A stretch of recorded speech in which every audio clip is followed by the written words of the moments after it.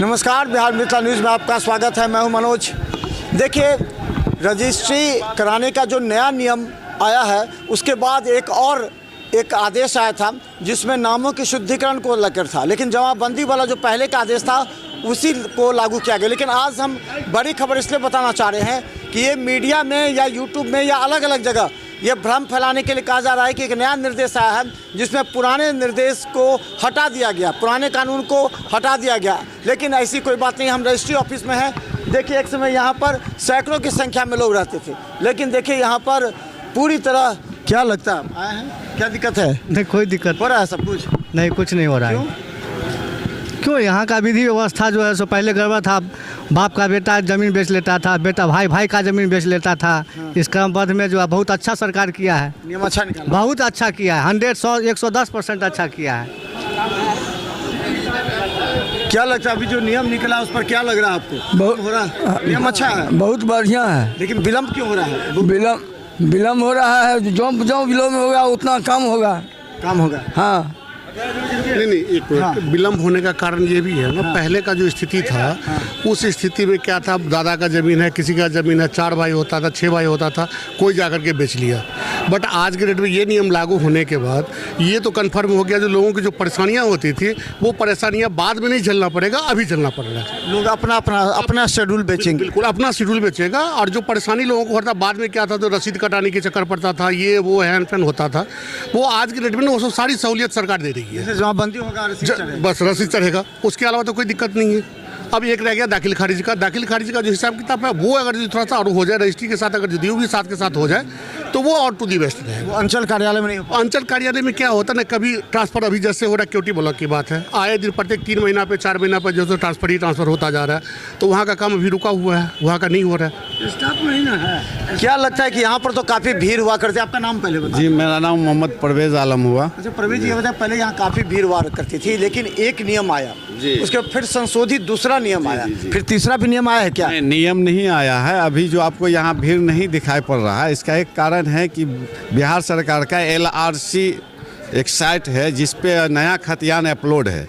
जो साइट लगातार 4 दिन 5 दिन से फेल है, उसकी वजह से भी जो जिसका अपना खतियान था वाला था, जमाबंदी था, लेकिन वो भी काम अभी प्रभावित है। उसकी वजह से LRC के फेल होने की वजह से भी जो भी 10, 15, 20 कागज हुआ करता था वो भी रुक गया है। ऐसा क्यों हो गया? ऐसा क्यों हुआ? अब ये तो सरकार पटना से हो रहा है या ये पटना से पूरे बिहार के लिए है। ये बंद है, कुछ काम होता होगा, लेकिन उसका कुछ सब्स्टिट्यूट नहीं दिया गया है, जिसकी वजह से ये भी परेशानी पब्लिक को झेलना पड़ रहा है। अच्छा, कितना दिन में नाम चढ़ जाता है? अगर मान लीजिए यहाँ पर रजिस्ट्री होता है तो कितने दिनों के अंदर?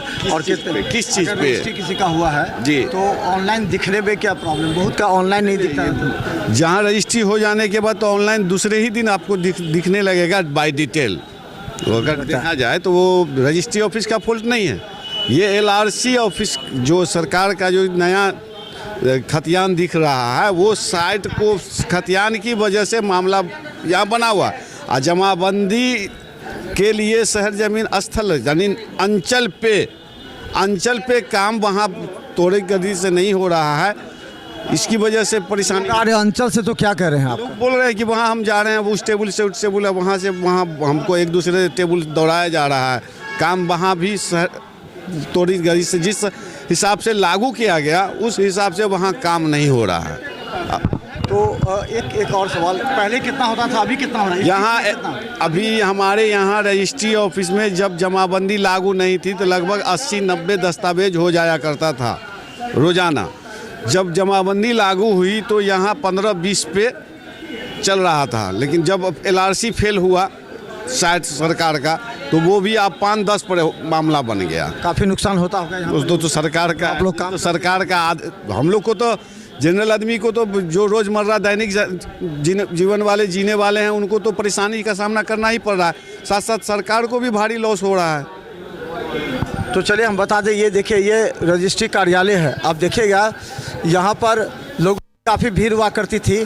देखिए यह आज पूरी तरह लगता ही यहाँ पर लोग हैं, लोग काम कर रहे हैं। क्या लगता है कुछ काम हो रहा है कि नहीं? कहाँ कुछ हो रहा है, कुछ तो हो नहीं रहा। क्या अपेक्षा है? क्या कुछ लोग तो कहते हैं कि ये जो नियम निकला वो अच्छा है। नियम तो ठीक है, ये हम भी मानते हैं, लेकिन एकाएक ऐसा नहीं होना चाहिए। इसको कार्यालय की क्या भूमिका लगता है? वहाँ तो बहुत खराब स्थिति है। वहाँ तो सोचे कहता है कि 5,000 रुपये से कम नहीं लेंगे हम। देखिए ये आरोप अंचल कार्यालय पर, और देखें यहाँ पर काफ़ी लोग जमा हुआ करते थे और काफ़ी, क्या हाल है? ठीक है सर, नमस्कार सर। काम चल रहा है? नहीं सर, क्या चलेगा, जमाबंदी को लेके सारे लोग जो है परेशान हैं। अच्छा, देखिए एक जगह तो ये है कि ये नियम लगा तो सही है, बहुत सारी बात सही है, लेकिन कुछ इसमें छूट होनी चाहिए। क्या छूट चाहते? छूट ये चाहते हैं कि जैसे पूर्वजों की ज़मीन जो है उस पर कुछ मर्सी होनी चाहिए जी। पूर्वजों की जमीन तो अपने बेटों में करा है कि आप आपसी बंटवारा करके दे दीजिए तो हो जाए। जी, ये तो अच्छा। शेड्यूल बनेगा, शेड्यूल जितने भाई हैं उतना शेड्यूल बनेगा, शेड्यूल के मुताबिक अपने अपने रकबे की ज़मीन बेच सकते हैं। अंचल कार्यालय में तो लोग आ ही नहीं रहा। अभी जो 3 दिन का शिविर लगता है वहाँ लोग आ नहीं रहे। देखिए सरकार का तो आप जानते ही हैं कि बोलने को कहते हैं कुछ और, होता है कुछ और, नियम बना देते हैं। पहले क्या था कि पहले सरकार कहते थे कि 100 के स्टैम्प पर बंटवारा आइए, बंटवारा करवा के जाइए, उसमें कुछ नहीं, सिर्फ 100 का लगेगा ये इस तरह। लेकिन अब ऐसा तो है नहीं।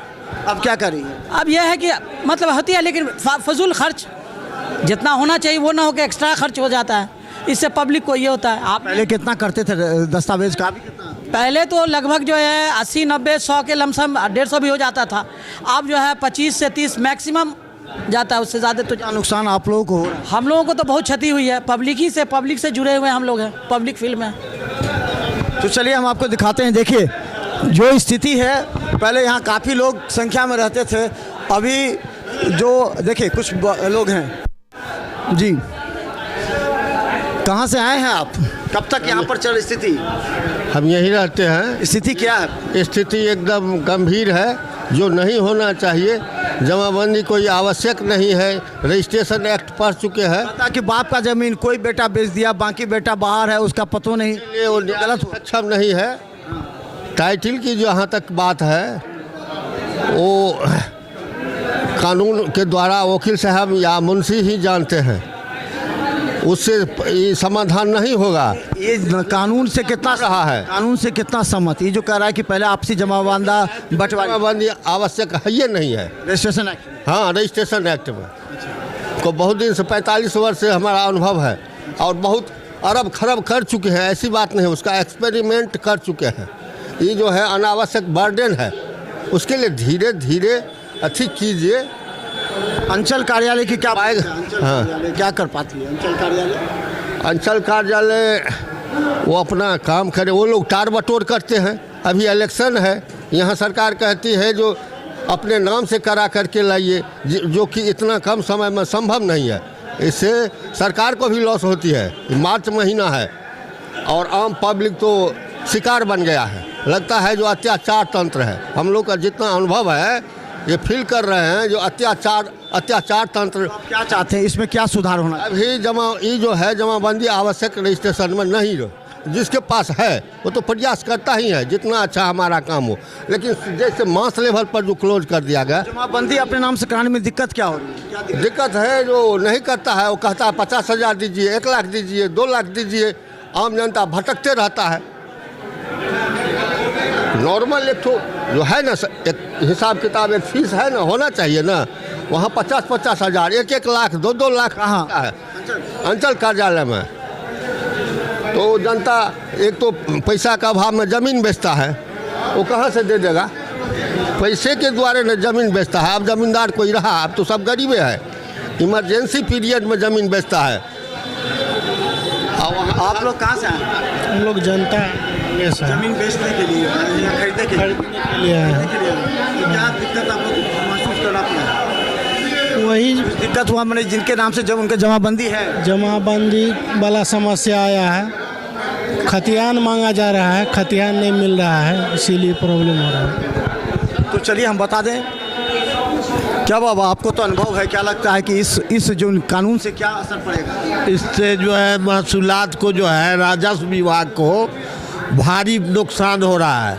इस सबसे पहले इसको राजस्व विभाग को जो है अंचल अधिकारी को, उसके बाद जो है DCLR को, इसको पहले दुरुस्त करना चाहिए। रजिस्टर 2 में जिसका नाम है उसका सुधार पहले होना चाहिए, उसके बाद यहाँ लागू होता है, तब इससे जो है कोई रास्ता निकलता है। इस तरह से तो सरकार का राजस्व का भी घाटा हो रहा है और बाकी बेचने वाले, खरीदने वाले, मुंशी, सबका घाटा हो रहा है। तो देखिए सभी परेशान हैं और हम बता दें कि यही वो रजिस्ट्री कार्यालय है जहां पर सैकड़ों की संख्या में लोग यहां आते थे, जमा बैठते थे और काम करते थे अपने ज़मीन का। देखिए बात को समझिए, बहुत से ऐसे लोग थे जिन्हें अपनी बेटी की शादी के लिए ज़मीन बेचनी थी, लेकिन जो परिस्थिति थी उस वजह से ज़मीन नहीं बिक पा रहा ना ज़मीन।